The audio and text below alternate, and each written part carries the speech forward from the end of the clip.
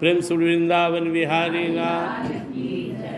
श्री भगवान वाच क्षेत्रज्ञं चापि मां विधि सर्वक्षेत्रेषु भारत क्षेत्रज्ञयोर्ज्ञानं यत्तत् ज्ञानं मतं मम। पहला श्लोक में भगवान ने कहा कि तेरा यह शरीर क्षेत्र है, कर्म क्षेत्र है या खेत है, तू किसान है। जैसा अब तक किए हो वैसा तुम पा रहे हो, अब जैसा करोगे आगे मिलेगा। सोच समझकर कर्म करना, सोच समझकर इसमें कुछ बोना, चाहे वो कर्म हो, विचार हो, संस्कार हो।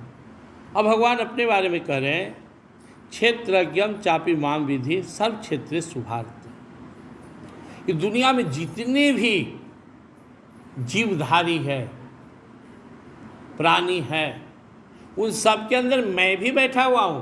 किसान, सबसे बड़ा किसान मैं हूँ, क्योंकि तू छोटा किसान है, अपने खेत का हाल है तेरा, लेकिन मैं बड़ा किसान हूँ, सबके हृदय में बैठकर सबका बात जानता हूँ।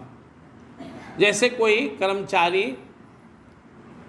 अपना अपना ब्लॉक का, अपना अपना पंचायत का जमीन का हिसाब रखता है, लेकिन जो अंचलाधिकारी होता है पूरे उसका हेड होता है ऊपर, और जो सरकार होती है उसके पास सबका नक्शा खाता है, सारे ज़मीन का वो मालिक होता है।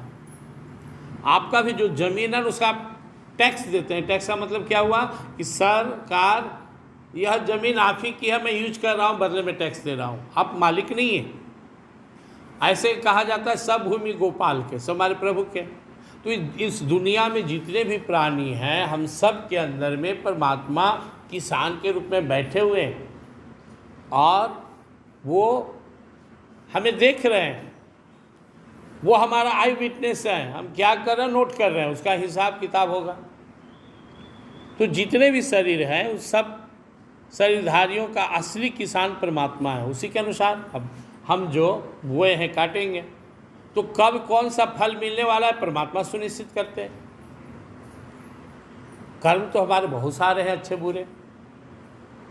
कोई आदमी लगातार परमात्मा के शरण में है, भक्ति कर रहा है, फिर भी थोड़ा दुखी है, परेशान है।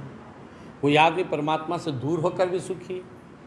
तो यह निर्धारण परमात्मा करते हैं कि इसके कौन सा कर्म का फल पहले से भुगतवा लें। अब भक्त को शुद्ध होकर यहाँ से निकलना है तो उसका पहले कटवाते हैं, जो निगेटिव है, गड़बड़ है, सब काट ले, धो ले, पवित्र हो जा, फिर निकल जाना। और जो भगवान से दूर है उसको थोड़ा सा सुख भोगवा रहे ले, भोग ले, कुछ अच्छा करते रहे। एक बात तो तुझे रोना ही रोना है, क्योंकि इतना अनमोल तुम्हें मानव तन मिला कि भक्ति भजन करो, लेकिन तुम परमात्मा से दूर रहा, तो अब तो तुम्हारे जीवन में कुछ सत्कर्म हो नहीं हो रहे, तो दुखे तो भोगना है, तो पहले कुछ सुख भोग ले। यह तो मैं एक आइडिया दे रहा हूँ आपको, वास्तव में कौन सा कर्म किसको कब भोगना पड़ेगा परमात्मा ही जाने। क्योंकि ईश्वर ने खुद कहा कि 6वां अध्याय में आप सुनेंगे, ईश्वर सर्वभूतानां हृदय से अर्जुन तिष्ठति ब्राह्मण सर्वभूतानि यंत्रारूढ़ानि माया। वो परमात्मा सबके हृदय में बैठा हुआ है और वही प्रेरित कर रहा है।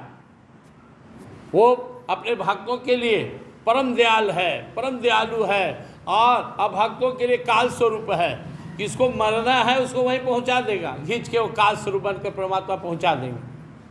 और जिसकी रक्षा करना उसकी बुद्धि शुद्ध कर देंगे। विनाश काले विपरीत बुद्धि, इसको जाना उसका बुद्धि खराब, चलो घस को। जिसकी बुद्धि अच्छी उसका कल्याण होगा। ये सारा अच्छा बुरा का खेल हमारे बुद्धि की है, और उसी बुद्धि को ठीक करने के लिए तो सत्संग में बैठे हुए हैं। यहाँ बुद्धि ठीक हो जाए तो फिर दुख किस बात की है। बुद्धि ही गड़बड़, इसलिए इतना दुनिया में दुख है। हमारी बुद्धि शुद्ध हो जाए फिर किस बात का दुख है। परमात्मा कहते हैं सारे शरीरों में मैं बैठा हुआ हूँ, इसलिए सबसे बड़ा किसान मैं हूँ। क्षेत्रज्ञ योर्ज्ञानम एतस् ज्ञानम मतं मम। बस इसको जो समझ लिया वो वास्तविक ज्ञानी है।